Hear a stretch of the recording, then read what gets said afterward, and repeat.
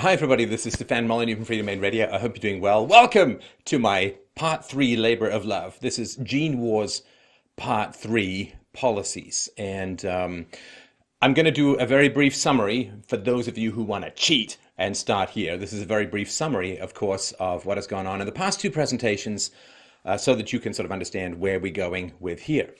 So the basic thesis is that there is a left-wing and a right-wing brain that correspond quite nicely to biological processes and evolutionary capacities that have been well delineated throughout the history of biology, and that there are basic physiological differences between these two brains, which we went into in part 2. So basically, let's go through this very briefly. So for decades, two main reproductive strategies have been recognized by biologists. They're referred to as RK selection theory.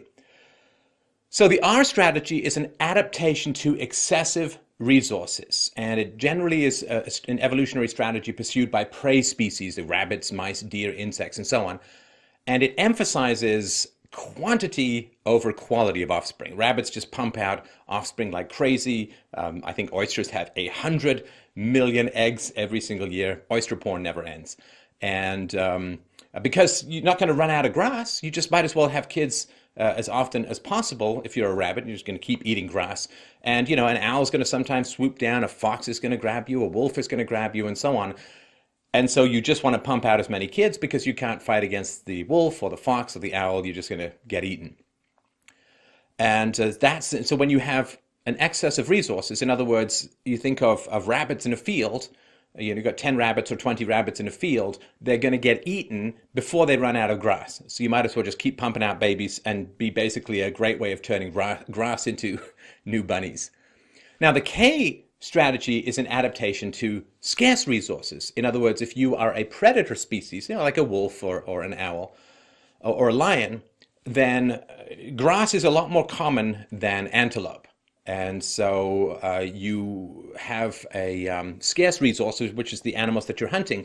And catching a rabbit is a lot more complicated than eating a blade of grass or eating, if you're a deer, eating a leaf on a tree. And so you have to have fewer children, because if you have too many children, you're all going to starve to death. And you also need to invest in your children considerably, in your offspring, because you need to work together as a pack to hunt whatever it is that you're hunting in general. So, and you have to teach your kids how to hunt. Teaching animals how to eat grass is like, hey, grass, go eat. Go do it. And I think I've got this, right? Whereas if you think of hyenas hunting an antelope, well, some of them have got to chase the antelope, some of them have to lie in wait, and it's a very complicated thing to do. And so it's been around for a long, long time, and it's in the major university biology textbooks and so on, so you can look it up. It's not particular to this presentation. And so there is the argument that R and K is not just pursued by particular species, but also within particular species. And so there are animals where rising sea levels have created an island, and in the island there aren't really any predators, and the R versus K begins to shift with those kinds of situations. So let's look at the 5 main traits of an R strategy life form, also known as a liberal: an aversion to competition. That's very, very important. So if you're a rabbit and you're not going to compete with another rabbit for the grass, because just take 3 steps to the left and there's more grass. Like if you're a giraffe, you're going to nibble at those leaves, and you're not going to go and attack someone else because, just move over and get more leaves, because there's no shortage of food. And so they don't like to compete. Competition is not particularly healthy. Now, you can have prey species that compete, but they do so for mates, when you think of sort of the deer and the rutting and all that sort of stuff.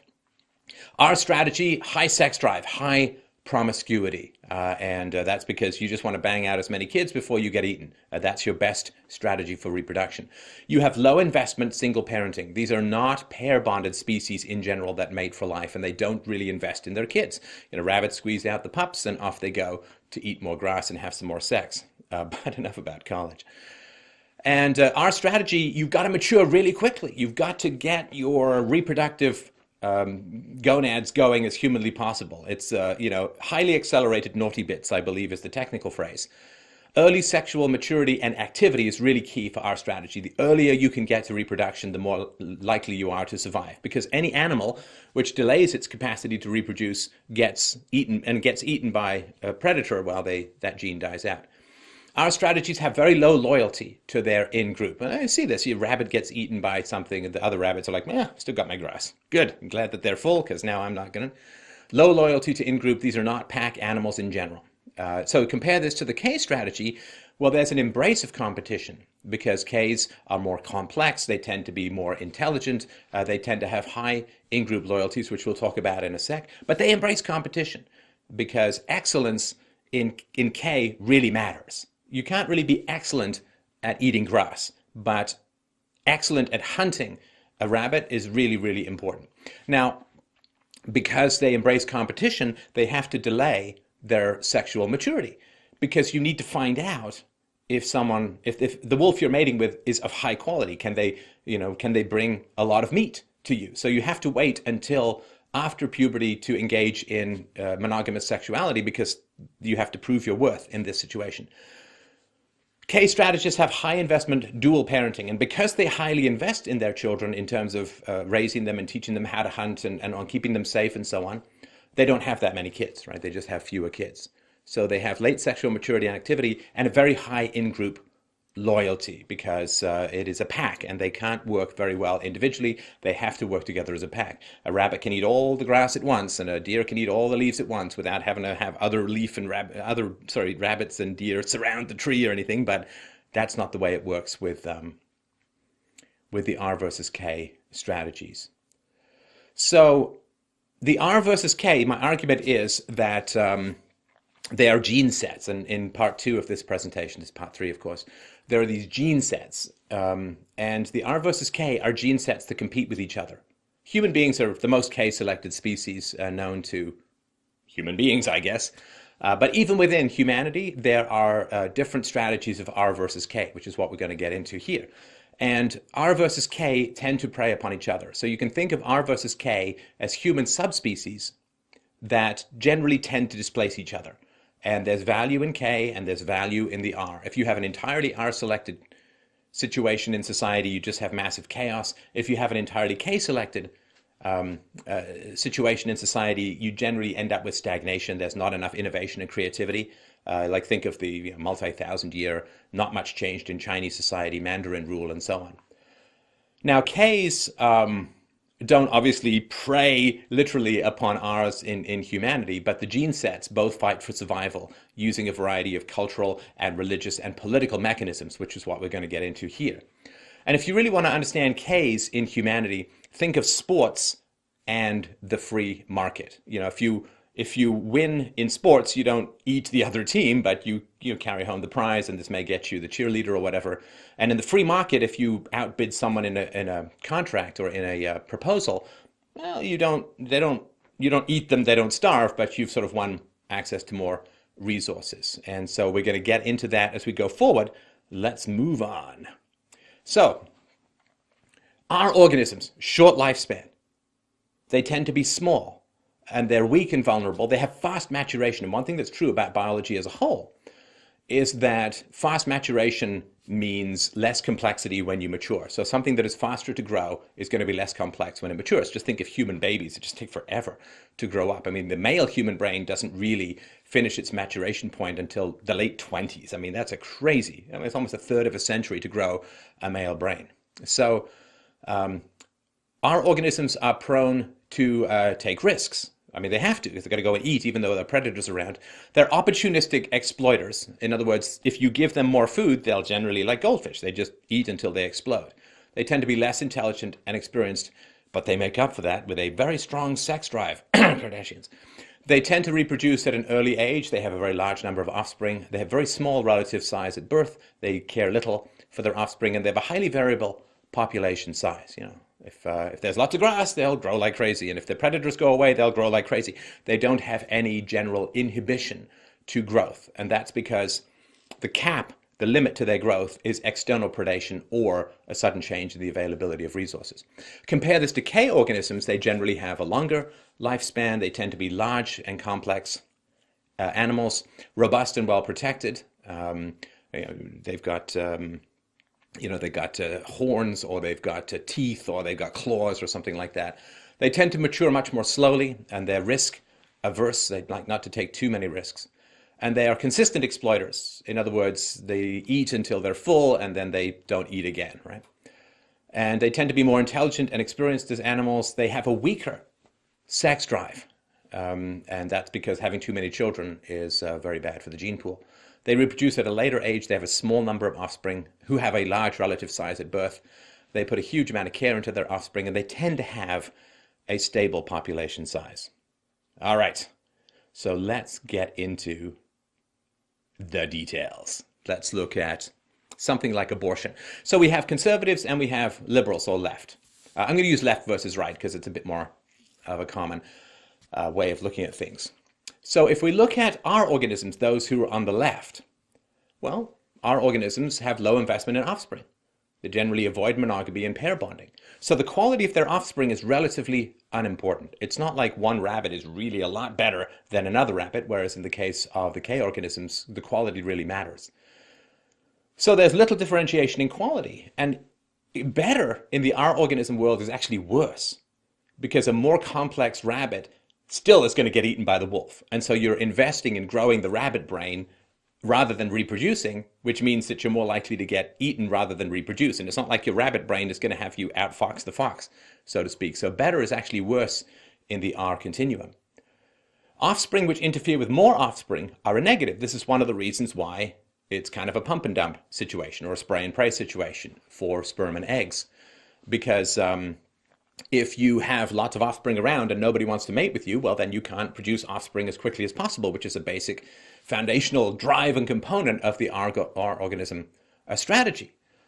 And so if you think about something like breastfeeding, right? The longer you breastfeed, the less likely you are to have another kid. And you can look at different breastfeeding lengths as part of this continuum as well. And so babies are not precious. Yeah, you could just make another. They're just undifferentiated blobs. They're just blobs of cells in the R organism universe. And you have a very high sex drive, and you're going to have as many kids as you possibly can. And the parental preferences vastly outstrip the child preferences, right? Because parental preference is to go and have more kids. And so the R organisms, given that this characteristic tends to cluster itself on the left, is pro-choice and pro-abortion. And by that, I simply mean that they accept that abortion, like, it's the woman's choice.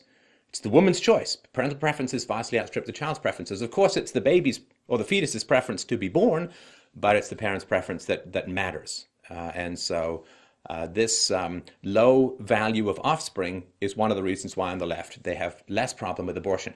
Now, just to remind you here, I'm not arguing either of these positions. In this presentation, I've talked about these things elsewhere. I'm simply trying to delineate why there is a left-right divide, why it's so common, and why it ends up with particular positions. So I just really want to be clear. I'm not pro or against any of the positions I'm putting forward here. I'm simply pointing out the biological markers.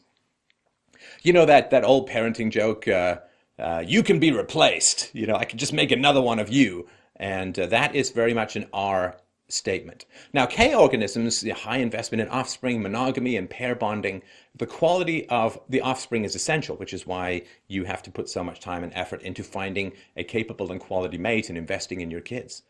There's a high differentiation in quality, right? A wolf who's really good at hunting is a lot more valuable than a wolf that's really bad at hunting. In fact, a wolf that's really bad at hunting will drag you down. But there's no such thing as a rabbit that's really good at getting grass. I mean, there's no differentiation. So better in the K organism is actually better, not just for you, but for the pack as a whole, right? If you think of it in terms of sports, right? There aren't many players who in hockey said in Wayne Gretzky's heyday, I don't want to play with Wayne Gretzky because he'll make me look bad. It's like, well, no, Wayne Gretzky was a fantastic player, also had a remarkably high number of assists in that he was a great team player. And so having somebody of high quality on your team is really, really important. Maybe they'll get the cheerleader, so to speak, but you'll get to win more games. So a really good hunter in the wolf pack gets everyone to feed better. So quality is actually better for the entire gene set of the pack. Offspring which interfere with more offspring, that's fine, no problem at all, which is why K-selected organisms tend to breastfeed a lot longer, because too many children is bad for the K, because they can't invest in the quality of their offspring as much. And so you've got people who consume resources but who aren't going to grow up to produce as many resources because they're lower quality. And you can't just make another in the K-selected organism world, because it's a longer gestational period, it's a tougher birth usually because there's bigger brains to pass through the birth canal, longer breastfeeding, it's a huge investment in offspring, so you can't just, hey, I'm going to make another. And babies are worshipped. They're incredibly precious. K-organisms will go to huge lengths to keep their babies safe and secure. And because of that, there generally is a lower sex drive among K-selected organisms, because fewer children are better.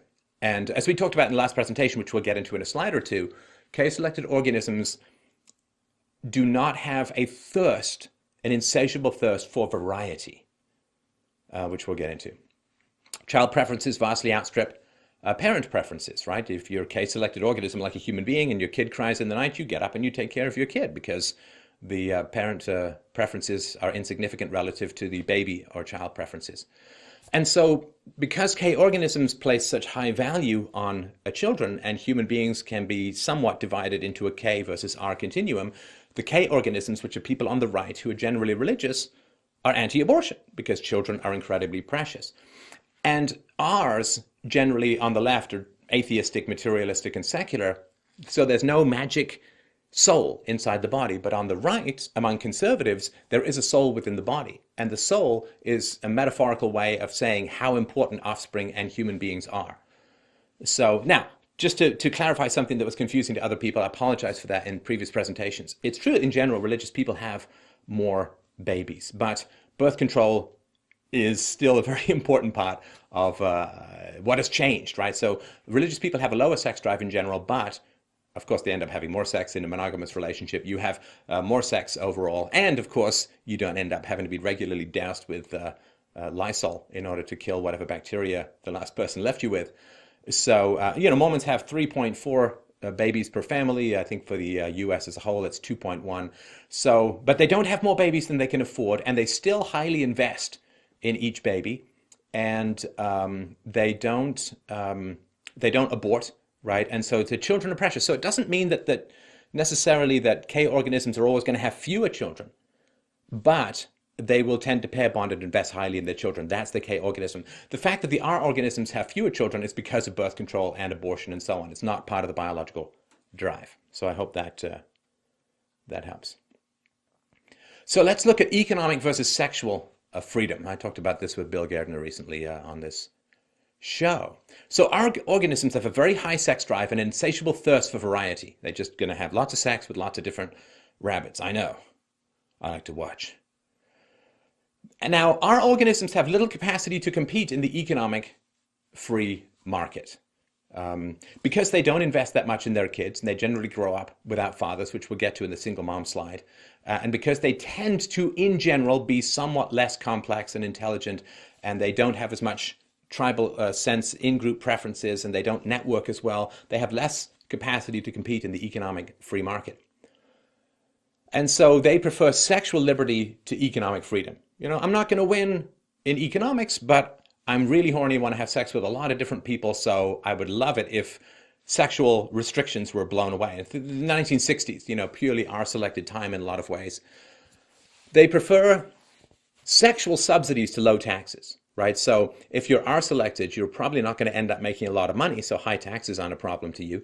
But you do want sexual access to a variety of women, I'm just speaking to men here in general.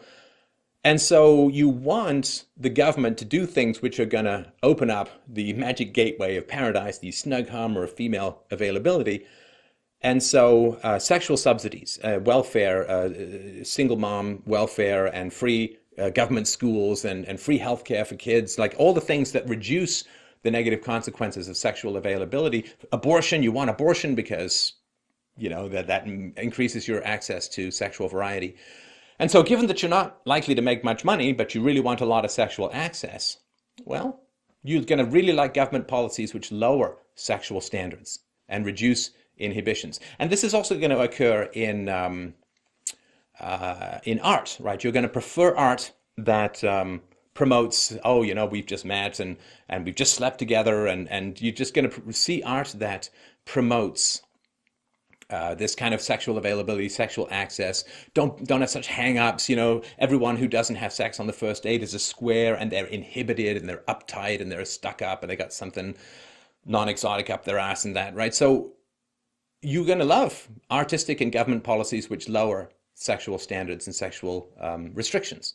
So yeah, you're not going to get taxed much, but you sure want to get your big bag full of poontang. So you're very willing to trade economic freedoms for sexual freedoms, and this, of course, is what happened in the 1960s and the 1970s. There were massive restrictions on economic freedom, but massive breakdowns in sexual freedoms, right? And this is when one of the things that Ronald Reagan really regretted in his political career was the giving of no-fault divorce. Right? You could just get divorced, and that is fine. Well, that opens up sexual access for a lot of men, because when women are tied up in monogamous relationships, their sexual access is diminished. And so the fact that, yes, it had to be California, the left coast of the United States, that put this stuff in, which then quickly spread around. People say, oh, gays have undermined marriage. It's like, that it was a lot of straight people who voted for and really wanted no-fault divorce. I think that's done a little bit more. So our organisms, absolutely, give me sex, and I don't care that much about taxes. That perfectly fits with the biological and genetic drives of the organism. So basically,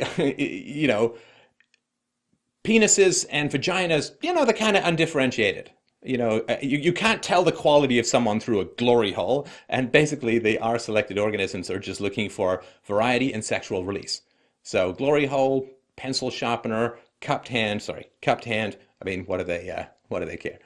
So K organisms, they have, of course, a lower sex drive and less thirst for variety. And that would be bred out, right? All the K organisms that had crazy sex drives and wanted to have sex with anyone would have been ostracized or attacked by the other K organisms, would have achieved either personal or genetic death through being killed or failure to reproduce, because you can't have that many kids when you're K.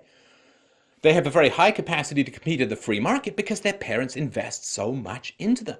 They're not raised watching TV. They're not raised, here's a tablet, here's a computer, whatever it is. You have high investment, which means that you have a lot of skills to bring to the free market. Now, for K organisms, economic freedom means that you can compete in the free market to win and achieve a lot of resources. And that buys you sexual access to high-quality monogamous partners, right? I know that this is bringing things down to the base element and so on. And again, I'm talking from a male perspective largely here. But, your daddy's rich and your mama's good looking. That old song by Gershwin, Summertime. And Sam Cooke's version is great, by the way. But Sam Cooke's version of everything is great. But so if you have economic freedom, you can go out and compete for resources. You can get a lot of resources, and you can end up with a pre-train wreck and a Nicole Smith. Again, this is just biological drives. You can get a lot of resources, which buys you access to high-quality monogamous partners. Now, so K organisms, they prefer lower taxes. They don't want sexual subsidies. They want lower taxes because they want to be able to accumulate the resources that gets them access to high-quality partners. So they reject government policies which lower sexual standards, right? They want Mallory Towers, not every Woody Allen film ever made, right? They want all of these standards to be kept relatively high. And they will punish sexual irresponsibility as being very dangerous to the tribe as a whole. So K organisms, they perfectly fine if there are fewer sexual freedoms or sexual libertinism or whatever. They want economic freedom because competition enhances high-quality sexual access, which is why you have people on the left constantly saying, let's just, make love, not war. Let's just have sex. Let's have sex. Let's lower the standards. Why are you so hung up? And fine, you can raise my taxes. I don't care. Whereas people on the right, the K-selected organisms, they say, I'm not that comfortable with all this sexual activity and sexual freedom. It's really not good. But I don't want high taxes because that's going to interfere with my ability to get the resources that get me the high-quality partner. So let's look at radical feminism. So our organisms, which we'll talk about in the single mom presentation in a sec, our organisms flourish. The R organism gene set, the R gene set, really flourishes when the dads aren't around. Because when a father isn't around, the signal that gives to the genetics and the epigenetics of the epigenetics in particular, these are the genes that change based on environment, that turn on and off based upon environmental cues. When you grow up without a father, this signals to you one of two things. Either your father has been killed, in which case you're in a dangerous environment, an unstable environment, and unstable environments with predation, of course, are the breeding ground for the R-selected gene set. Or your father just doesn't stick around, in which case you're in a low parental investment situation, in which case, your R gene set is what needs to grow to succeed within that. So radical feminism in general promotes hostility to men. And because it makes, and when men are unstable or somewhat absent or somewhat not around, that promotes higher sexual drives among women. And it has them want to mate with somebody who's more physically perfect rather than more morally good and stable and reliable, which is why, the young women of today so often go for, bad boys with abs, and hella good hair, as Taylor Swift says. They want physical cues of excellence rather than stable cues of strong and consistent and responsible and reliable provider. So if you promote hostility to men among women, constant scare in the West of, rape culture, you're in a rape culture, you're going to get raped, you rape, patriarchy, men are bad, men are evil, men are, right? Okay, so that provokes a higher sex drive. That promotes irresponsible sexuality with regards to K-selected preferences. And also, if you keep telling women that they're in constant danger, well, constant danger is what promotes the R gene set, because predation is what the R gene set is selected for, to survive constant predation. Radical feminism promotes masculinity among women. Right, and you can see this all over the place. The kick-ass women in movies and the kick-ass women in video games, and they're tough and they can take on guys. Like I saw, heaven help me, I saw the Mission Impossible Rogue Nation movie, and there's this woman in there who's all of a, $110 as far as weight goes, and she's taken on some 250-pound, 6'6" tall guy with pure muscle, and she just wins. Just wins. Meanwhile, it's, you can only get 2 Army Ranger women completing the standards if they lower the standards, right? So you promote masculinity among women. If fathers are bad, you got to do it all by yourself. And when you look at R-selected organisms, there's less differentiation between male and female characteristics. And the men tend to be prettier. I think of ducks, right? The men tend to be prettier and the women are kind of plain. And think of peacocks, the male peacocks, right? Those giant feathers coming out of their ass, much like some kinky Stefan-led fest. Hey, from Saturday Night Live, not this show, in some, I assume, Berlin dungeon. And so promotion of masculinity among women, well, yeah, female rabbits are very masculine in a way because they have to take care of their kids themselves and they can't rely upon men. Femininity is kind of the shadow cast by protective masculinity. In other words, when men take on the role of providers and so on, then the women can differentiate more and become more feminine. Again, right or wrong, these are just the realities of biology. So when you promote masculinity among women, men become more promiscuous, more hedonistic, less responsibility. They become more effeminate. And the women become more masculine and aggressive and shrill and competitive and all that kind of stuff. And so this is the rise of the metrosexual. This is the rise of manscaping. This is the rise of men having their body hair removed to look more feminine, to look less masculine, and so on. And so this is what happens in the R-selected environment.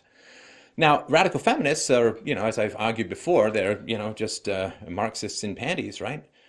And so they have to promote government resource transfers to pretend that men aren't needed, right? So in a K-selected environment, if a woman has a kid without a male protector, that kid is much less likely to do well, unless the R-selected feminists can convince the government to provide massive subsidies to single moms, in which case, yeah, okay, men kind of aren't needed except to pay for the taxes, which have to go to the single mom. And so radical feminists have to be leftists and have to promote government resource transfers. You will almost never see a radical feminist group that's deeply concerned with the national debt, because that goes against the whole. Our selected organisms need to create the illusion of infinite resources. right? There's as much grass as you want. That whenever people believe that resources are infinite, it promotes the R-selected gene set, which is why those on the left are always promising you free stuff. They're trying to provoke your, again, not consciously, they're trying to provoke your R-selected gene set to dominate. And that's that's the hook. It's the hook in the water. Free stuff. If you respond to the idea of free stuff, that's your R-selected demon. And if you respond, oh yeah, might have played my hand a little bit there. Let's just keep going. Oh, don't look back. We just had a little bump in the car.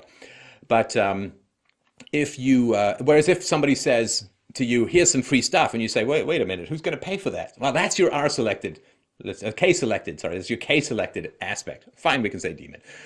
And so when people offer you free stuff, if you respond positively like, yay, that's R-selected. And if people say, oh, here's, free college education, here's free this, here's free that, and you go like, wait a minute, who's paying for this? This can't be free. Nothing's free. That's K-selected. In other words, you understand there's no such thing as a free lunch, basic reality, economics, and so on.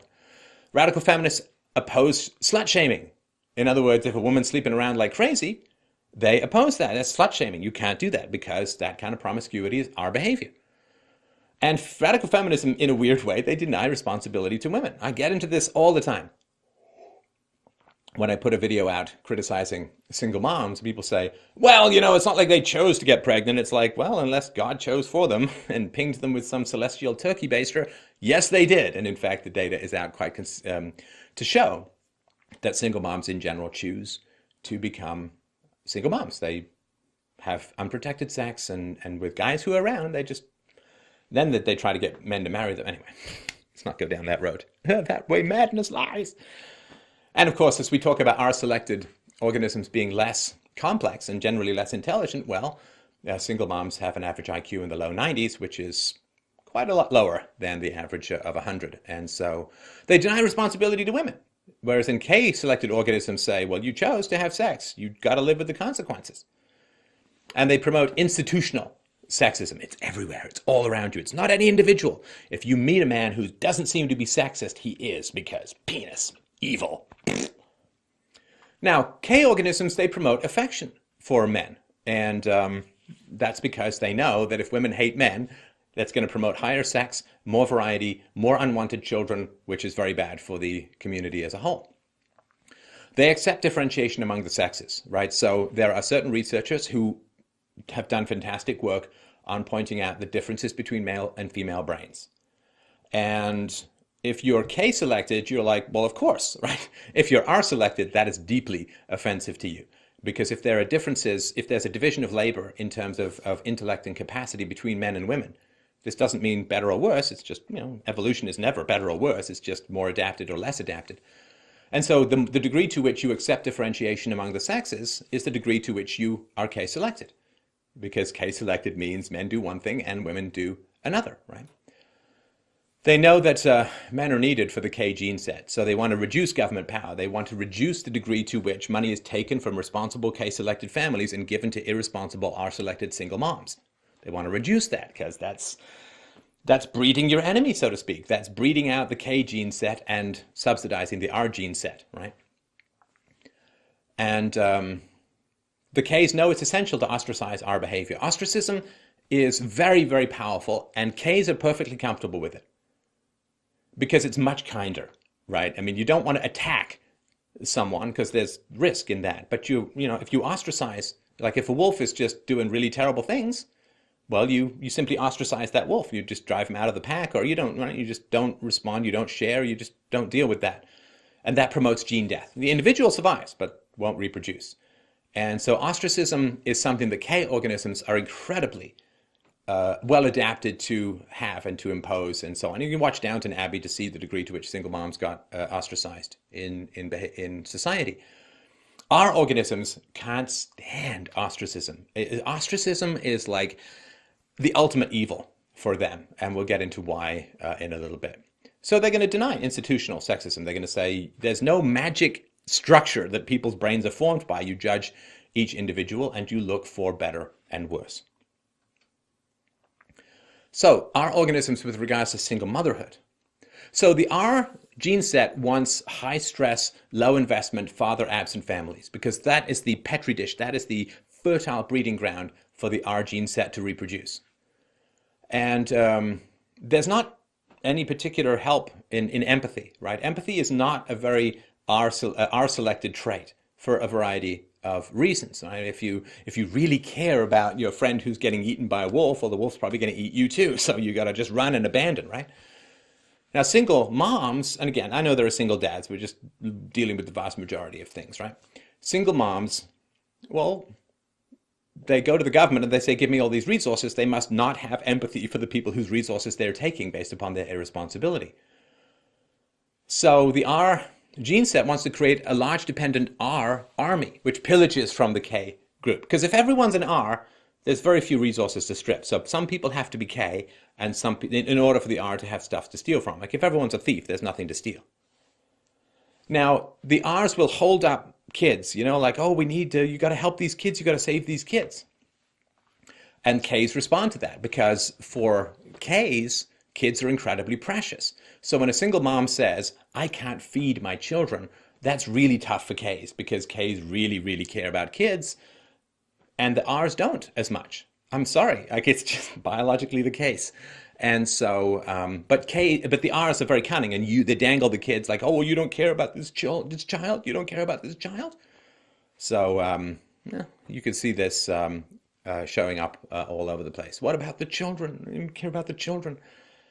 And if they hold up their kids and say, well, it's not the kid's fault and so on, well, the K response to that is to say, so you're too irresponsible to raise your children, so you need to give your children to a K family. You need to give your children up. You need to have your children adopted by a K family. That would be a free market, freedom, liberty, K response.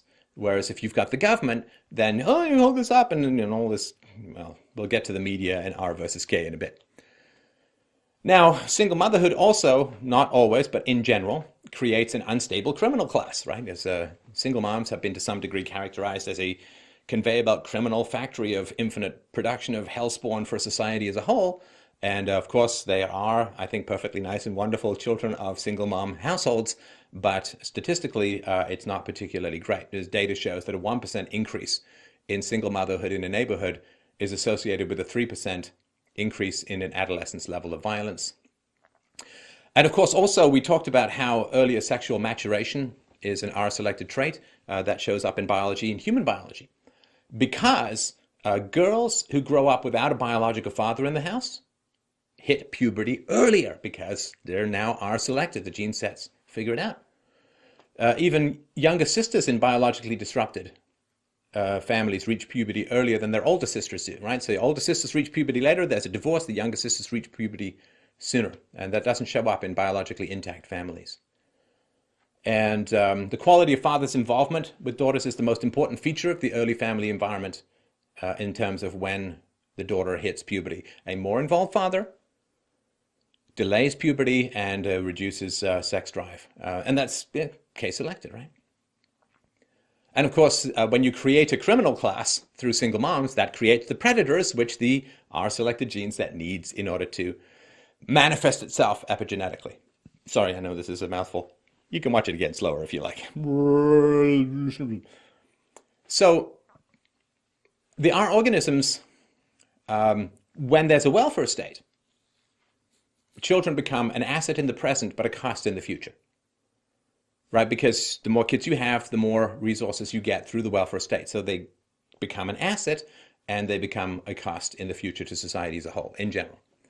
Now, K organisms, they don't leave children in the hands of irresponsible mothers, right? So in a K-selected society, if a woman is a single mom and she's made a really bad decision, okay, so you have to give your kid up for adoption. And that is actually the best thing for the child, right? I mean, single moms who hold on to their kids are being very selfish.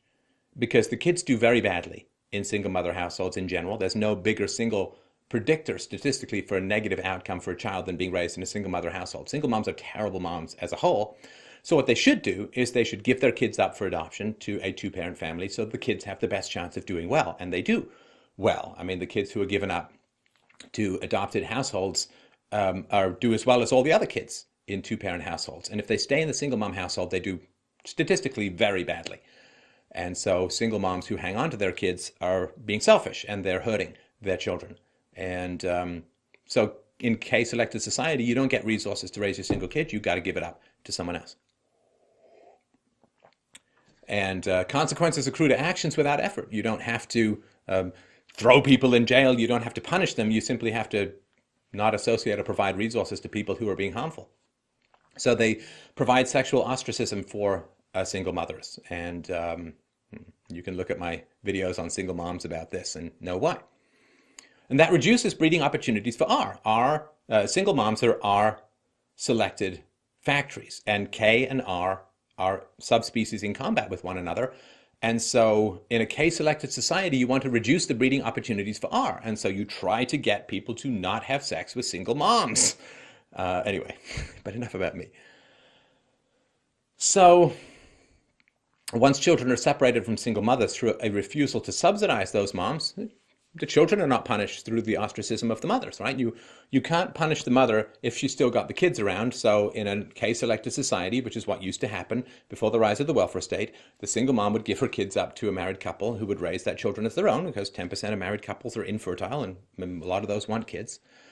And so you separate the children from the irresponsible mom, and then you can ostracize the mom and thus prevent more of this situation from coming to be, right? So like that old poster, I remember this from years ago. I've talked about this on the show before, that there's a picture of a ship going down, and underneath it says, well, it could be that the only purpose of your life is to serve as a warning to others. Well, that's a very case-selected, yeah, you didn't buy health insurance and you got sick and nobody likes you.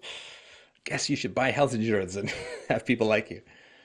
So in the K organism world, children are a present cost but a future asset, right? You invest a lot in your kids, that they're a present cost, but they're a future asset, right? In the socialist R organism world, and Marxism is the ultimate R selected strategy theory or framework, in the R selected socialist world, children are a present asset but a future cost, right? You get given money by the government for having them now, other people pay for the incarceration costs later. But in the K organism world, yeah, children are a present cost but a future asset. When you get too old to hunt, they'll bring you some food. Let's look at sexual maturity. So our organism, because the earlier that sexual activity is stimulated, the more the R gene set is enhanced, is flourished, right? So you want to promote early sexual activity and thoughts, right? And you can see this fight. It's going on actually here in Ontario. So the government put in, they said, oh, we're going to consult with parents, which means they're never going to consult with parents. And they put some pretty heavy-duty sexual education into government schools. So this is all R-selected. Government schools are R-selected factories, which is why the West has gone so R to the point where, hey, who needs borders? But we'll get to government teachers in a sec, but it's a pure R environment, which is why they want to teach kids about sex a lot. Why government schools would have anything to do with teaching about sex is incomprehensible to me. That is the job of the family. But the R selected gene set wants to promote early sexual activity and thoughts as much as humanly possible because it lowers the need for quality, right? Anything which lowers your capacity to bang based on quality, you know, like I put out for virtue is my basic t-shirt. And, 2 thumbs up for virtue, 1 penis up. And anything which is going to lower quality, right? So you think of drinking parties, right? You get together and everybody gets drunk and they have sex with each other. Well, the drinking is a way of making sure that the R-selected gene set gets to bang others without that pesky K requirement for quality getting in the way. So anything that reduces your capacity to judge the quality of your sexual partners, drugs, alcohol, raves, whatever it is, right? The hypnosis of an incredibly high sex drive, which is the R Petri dish. Anything where the quality gets lowered. And even physical beauty is part of that. Physical beauty renders men idiots, and so lowers their demand for quality. Early sexual activity increases the span of fertility, because remember, fertility is the R organism's way as optimal survival. And it promotes physically healthier offspring rather than higher quality offspring. So a wolf that can run a little bit slower, but is much smarter, is a much better predator. Now, a rabbit that can run a few percentage points faster, at the expense of not being quite as smart, is going to get, it doesn't have to be faster than everyone, it just has to be faster than whoever else the wolf is chasing. So you want healthy offspring, and the quicker you get eggs converted to offspring, the healthier those eggs tend to be. They tend to get a little dusty for human beings into the mid to late 30s. So they want healthier offspring rather than higher quality offspring. It also allows for the release of high sexual tension, which is a constant problem for our selected organisms. Sex maniacs, right? It also promotes the worship of base physical qualities, sexiness, rather than virtue. And so, yeah, the R-selected people are constantly focusing on early childhood sexual education and the promotion of non-traditional sexual standards and so on. Because, if you can expose kids to sexual ideas earlier, well, that is going to help the R gene set.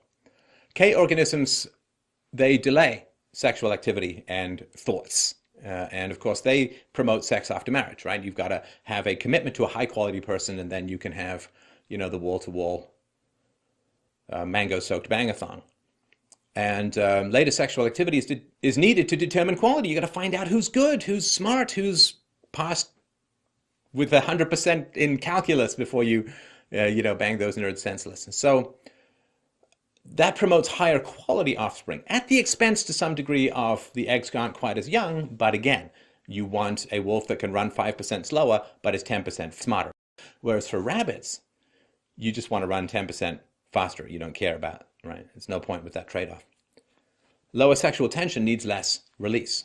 And so there's skepticism towards base physical qualities.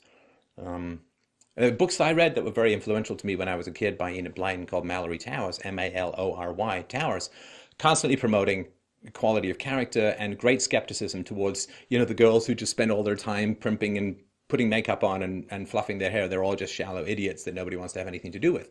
So the skepticism to base physical qualities, and they put out for virtue, not just sexiness. And they do not want early childhood sexual education. And of course, you can see this with religious people in government schools. Don't even let me start it on R versus K relationships to pornography. I'm willing to do the research, but it might take a while. What about equalities of outcome? Inequality, our organisms can't stand inequality. They just can't stand inequality. Low parental investment means lack of quality in offspring. And what's the point? There's no point having a high quality rabbit. High quality wolf, yes. High quality rabbit, who cares?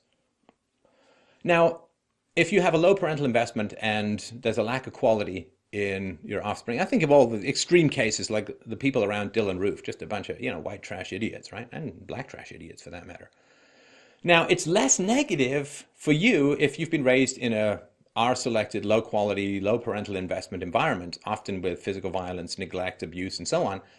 Well, that's less painful if there aren't higher quality people around. Our organisms have a hostility to free will and personal responsibility.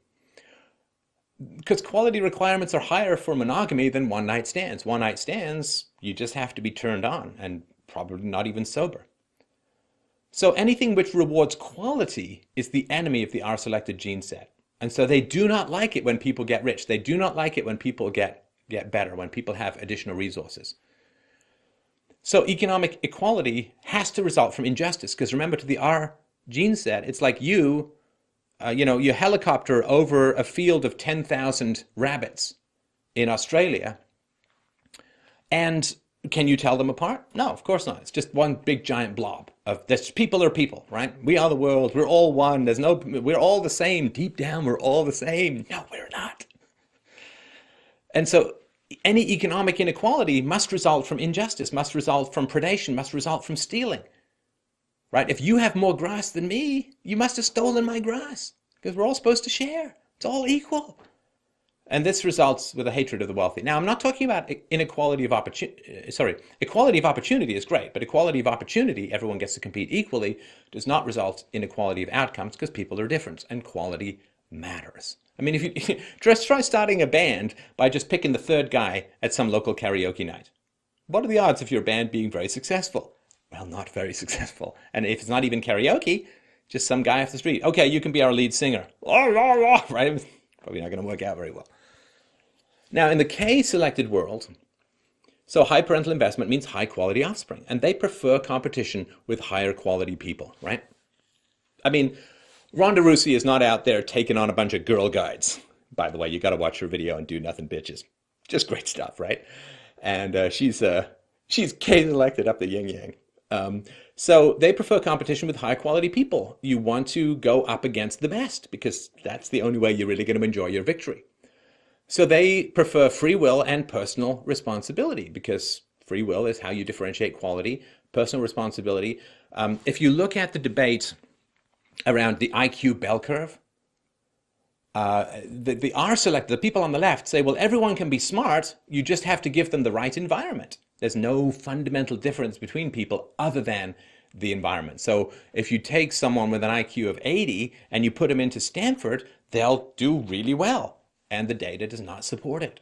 The data does not support it. I mean, think of the Head Start program. What, $100 billion plus trying to get inner city kids to do as well as non-inner city kids. Complete failure. Complete failure. It's like saying everyone's 7 foot tall if you just give them the right food. No, they're not. It's true that malnutrition will cause you to be stunted, but extra food just makes you grow wider rather than taller. In the K organisms, they relish and respect and prefer and understand and accept that there are innate differences, because that's the whole point of the K organism, is to prefer the innate differences and breed to enhance them. So yeah, they have to advocate free will, personal responsibility, and so on. Anything which punishes quality is an enemy, right? So for the R organisms, anything that rewards quality is the enemy, right? If you're really good at business and you make a lot of money, well, you just must be a thief who stole stuff and you're corrupt and you're nasty and you're evil and blah, blah, blah, right? But for the K organisms, which is why high tax on the wealthy is an R-selected trait, whereas the K organisms, well, anything which punishes quality is the enemy. There's an old statement about Americans. Americans are never poor. They're just temporarily embarrassed millionaires. You know, that there's this, I want that ring. I want that brass ring. I can get there. You know, like I grew up in a really poor environment, a really poor single mom household. I knew rich people. I didn't resent them. I'm like, I'm glad you're there because I'm just going to do what you do and get the hell out of this hellhole. So economic inequality for K-selected organisms, it doesn't result from it results from intelligence and decisions. Whether that intelligence is something you've worked for or is something innate, doesn't matter. It doesn't matter. I could go to singing lessons from here until the end of time. I'm never going to sing 1% as well as Freddie Mercury or Pavarotti or whoever, right? It's not going to happen.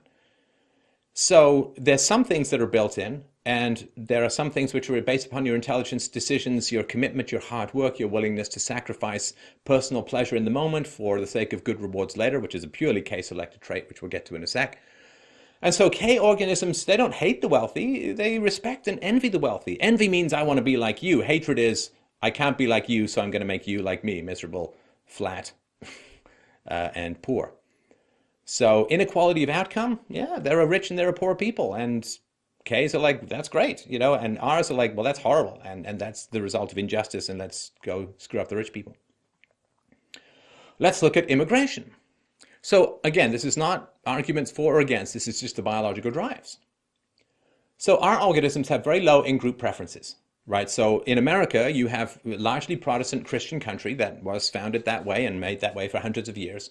And on the left, they're like, let's bring everyone in. The low in-group preference. Our group is not better than anyone else's. People are people. Everyone's the same. There's no differences in IQ. There's no differences in culture. There's no differences in ambition. There's no, like, everyone's the same. And if you bring anyone to America, they'll be just like Americans because it's all environment, right? So they're very low in-group preferences.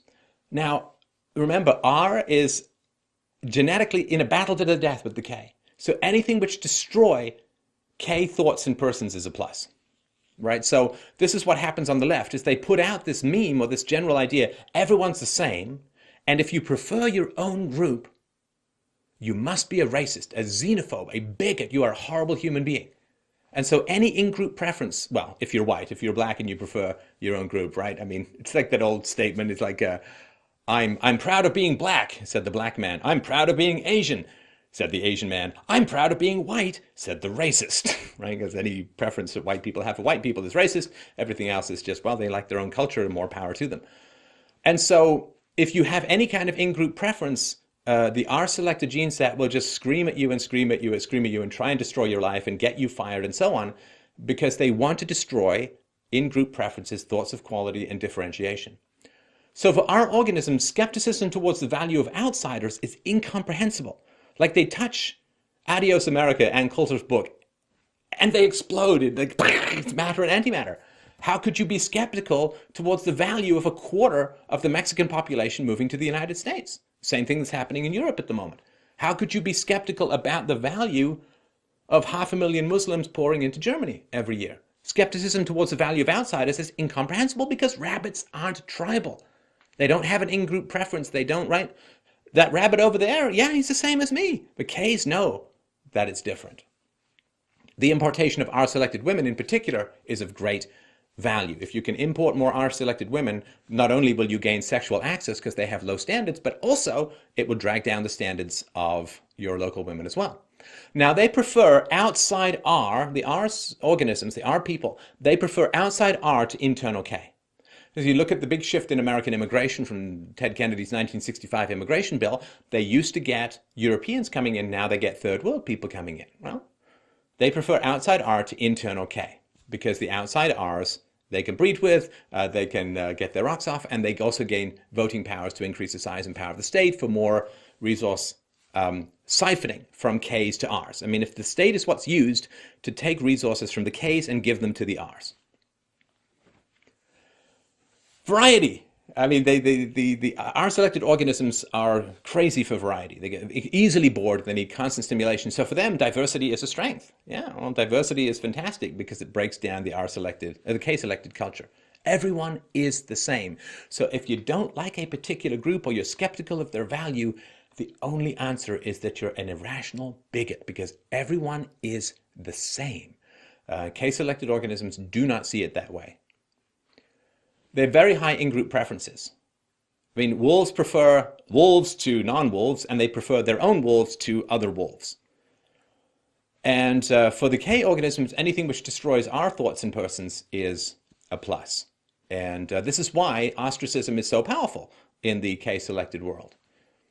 Now, skepticism towards the value of insiders is incomprehensible, and you can see this in the immigration debate in the US. Some people are saying, well, no, our immigration policy should be to benefit the Americans who are already here, right? Because they're the in-group. They are the American tribe. And again, it doesn't have to be white people. It can be anyone, but the people who are already here. And even the Hispanics who are already in America, they prefer, in a lot of ways, limited immigration for the Hispanics, because they now have an American in-group preference. So skepticism towards the value of insiders is incomprehensible, right? So when in Europe, right, when the politicians say, well, we have to help all of these refugees, and people are saying, well, wait a minute, we don't have enough money, we don't have enough jobs, we already have trouble with the refugees who are already here, we can't take more, right? Malaysia had a bunch of Muslims come over from Burma, where they were being oppressed, as they say, by the Buddhist monks, the extremist Buddhist monks, and they said, we can't do it. We gave them supplies, and we said, move on, got to move on. So for the K organisms, not valuing those who are inside your tribe is incomprehensible.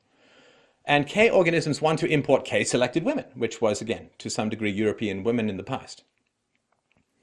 Now, R organisms prefer outside R to internal K, but K organisms, they don't like outside Ks or internal Rs. The internal Rs are their enemies, and the outside Ks are their enemies because they may compete for resources with the Ks, right? The warrior, it's like armies, right?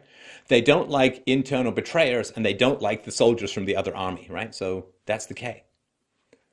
So for the R organisms, the shift in immigration from K-selected Europeans to R-selected foreigners was great for the R gene set. Fantastic. Lowers the standards and creates a big voting bloc for a bigger government and blah-de-blah-de-blah. Again, not all, right, but just in general. But for the K organisms, the shift of immigration in the US from K-selected Europeans to R-selected foreigners, complete disaster. Now, while the R's focus on variety and diversity, the K's focus on tradition and quality. Because everyone is not the same. Culture matters. Intelligence matters. Religion matters. Everyone is not the same. So, the kindness, charity, we got to help these people. Well, that doesn't mean a government program, right? First of all, charity is very difficult. Very difficult because there are accidents in life where we should genuinely help people. However, people who've really screwed up, they like to pretend that it was an accident or it wasn't their fault. And so they mimic, right? Irresponsible people mimic people who are who have negative things in their life as a result of an accident. It's really tough to differentiate these people. Even charities have a great deal of trouble doing it. I mean, I give money away to my listeners sometimes. Sometimes it's been very successful and sometimes it's been a complete disaster. And I get a pretty good judge of people. It's really tough. You certainly can't do it from a welfare state office hundreds or thousands of miles away. So state welfare versus private charity, state welfare is coercively put into place, right? You take money from people through taxes by force or counterfeiting or debt or whatever it is. You take money by force and you give it to people. That is theft, technically, in the transfer of wealth against people's will. Private charity is a different matter. Now, so when I talk about criticizing state welfare, I'm not talking about not helping people. You can help people a lot better with private charity. So welfare promotes sexual irresponsibility because you don't have to be that careful who you sleep with because the government will give you resources, right? You can marry the head honcho of government cheese provision. You can get all your resources from the government, so you don't need to be that careful about the man you sleep with. Welfare reduces the requirements for equality. That's the government provides. You can just bang some thuggy hottie and, get money from the government. Economic determinism also destroys the concept of quality. You are a result of economic determinism. It's a very Marxist idea, right? That the poor classes is just economic determinism and so on. It destroys the concept of quality or personal choice and responsibility. Welfare reduces the need to invest in offspring, which produces the next generation of our selected human beings. Because if you're going to compete in the free market, you really need to invest in your kids because you've got to teach them all this cool stuff that they're going to use to succeed in the free market. If, as is in America now, you've got generations and generations on welfare, well, what do you need to invest in them for? Just plop them in front of the TV, let them run wild, going off and have sex with your new boyfriend. That's going to produce your next R's, right?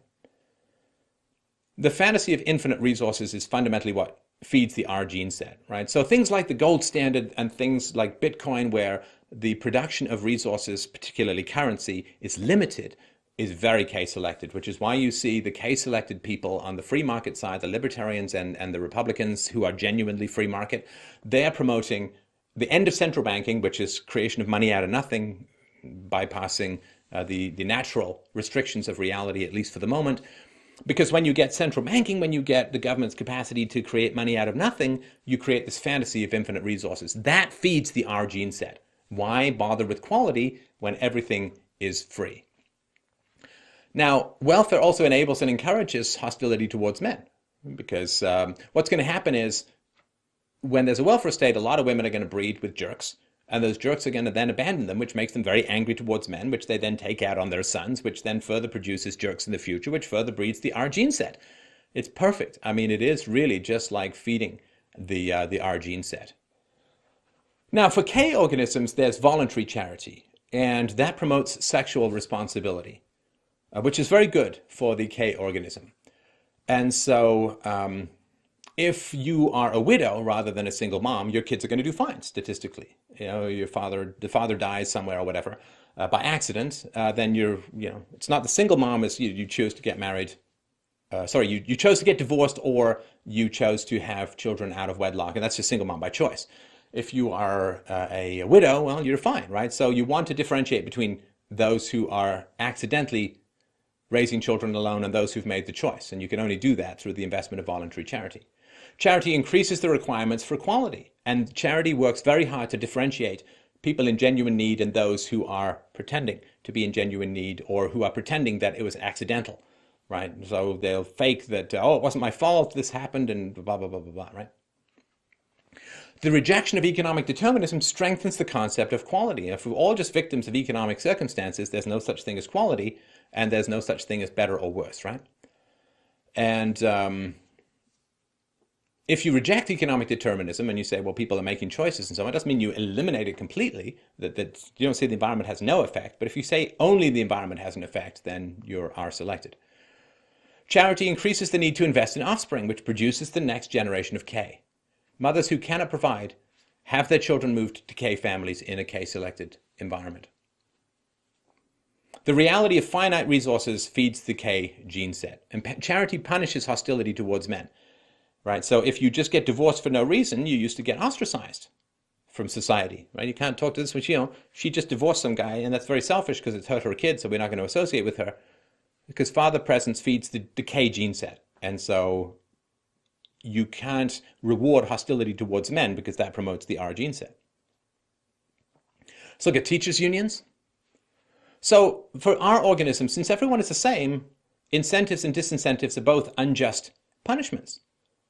It's like giving more money to tall people. It's just an unearned accident of birth, so why would you give more money? It's not fair.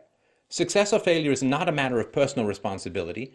Quality, free will, and virtue are the mortal enemies of the R gene set. The R gene set is an excuse machine. It wasn't my fault. I didn't do anything. It just happened. I never meant to hurt you. I never meant for this to happen. I had an affair. I never meant for this to happen. It just happened. It's just an excuse machine. And whenever you hear someone just pumping out, there's just an R. That's the R fog to pretend that it's that they deserve K-selected charity. Now, only high-quality K people get no excuses. Excuses are for the R people, by the perception, right? Okay, organisms. Okay, so everyone is not the same. So incentives and disincentives are essential for promoting quality, right? Not everyone gets to pass the math test, right? You pass if you pass. You fail if you fail. Harder workers create their additional income. It's an earned benefit, right? So it's not like just being tall, right? You earn that benefit. Success or failure is largely personal responsibility. Accidents must be strictly delineated from bad decisions. Very, very important. You cannot reward bad decisions, but you must help people who have accidentally fallen on hard times.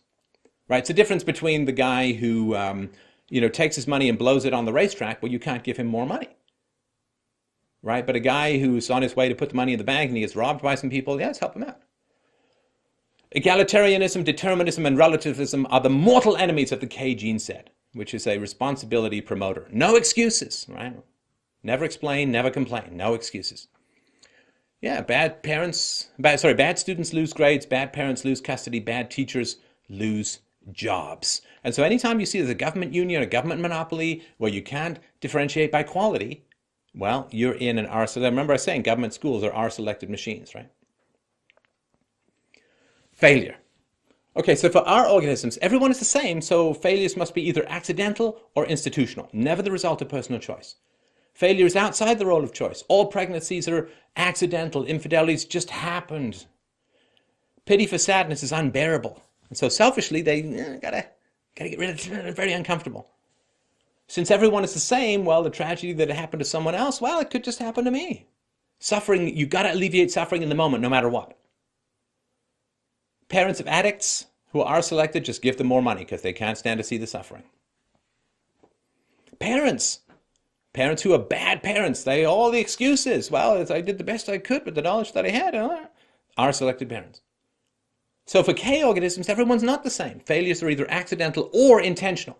Yeah, accidents happen.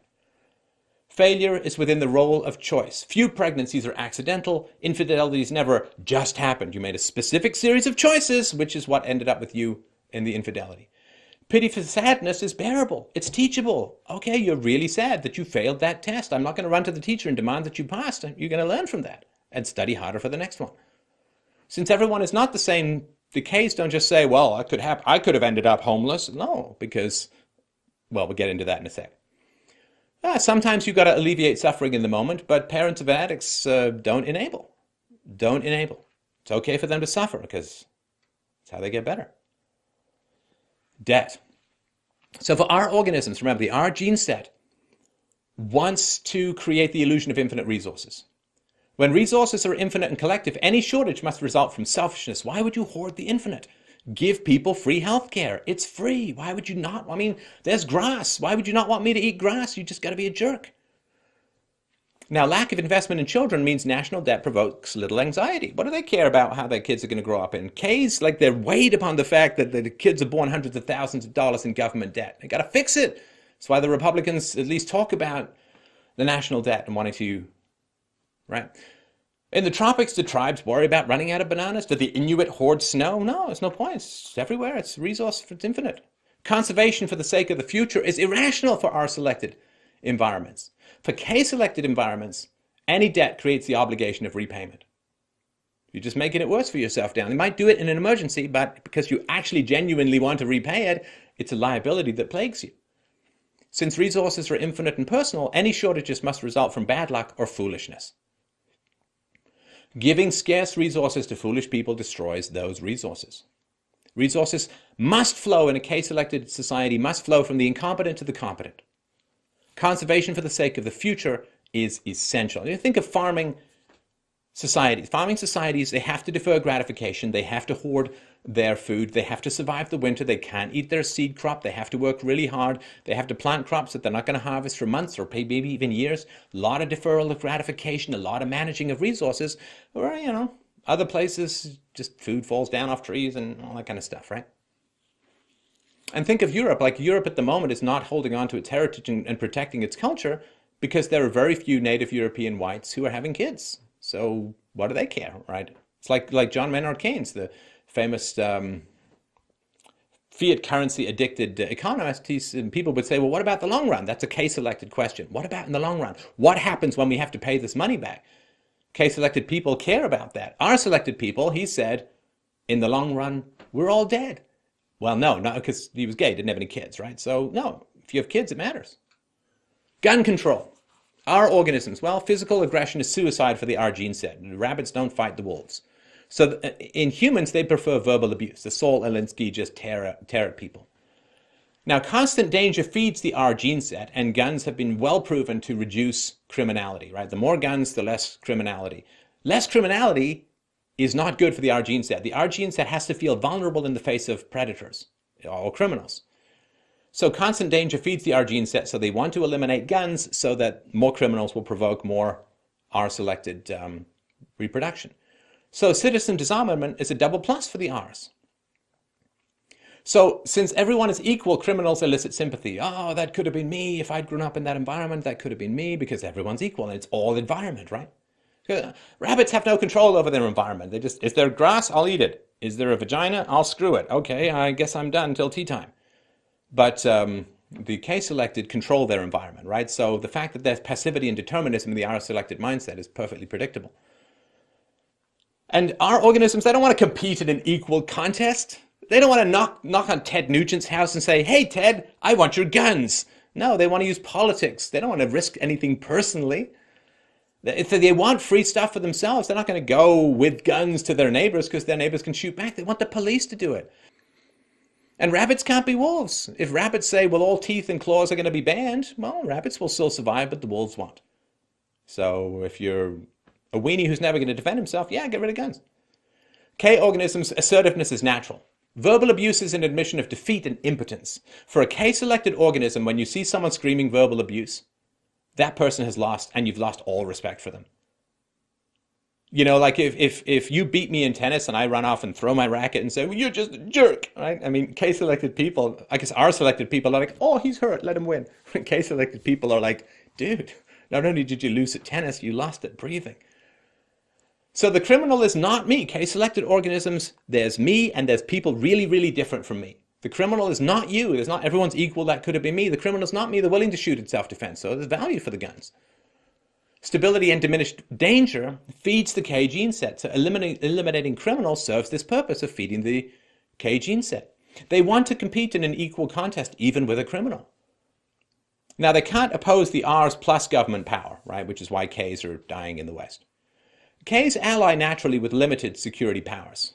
And they want to compete with R's on an even playing field, which means no central bank. No central bank. A central bank means you don't have to weigh differences and weigh options and be intelligent enough to know the long-term effects of your predations. Security in life. Security in life. The social safety net. So for our organisms, everyone's the same. Love is an illusion. You're not driven by love to have sex. You're driven by lust to have sex. So because youth and sex appeal is so important to our selected organisms, security diminishes in life as sexual attractiveness decreases. Low investment in your kids, rampant materialism, a lack of bonding, and a lack of saving means an insecure old age. You're going to be in trouble when you get older.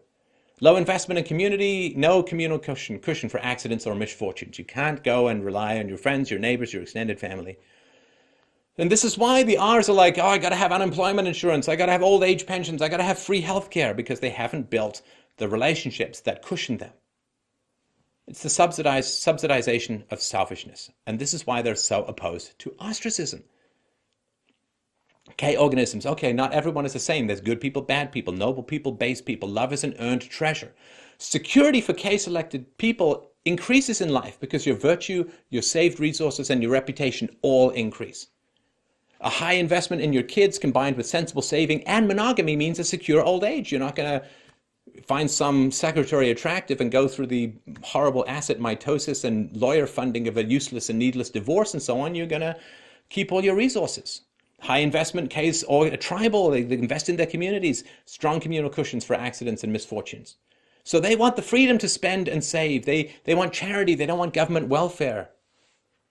There are negative consequences of selfishness. They embrace ostracism, which is unbearable for our selected organisms because they don't have the social cushion. You can handle ostracism if you've got people who love you.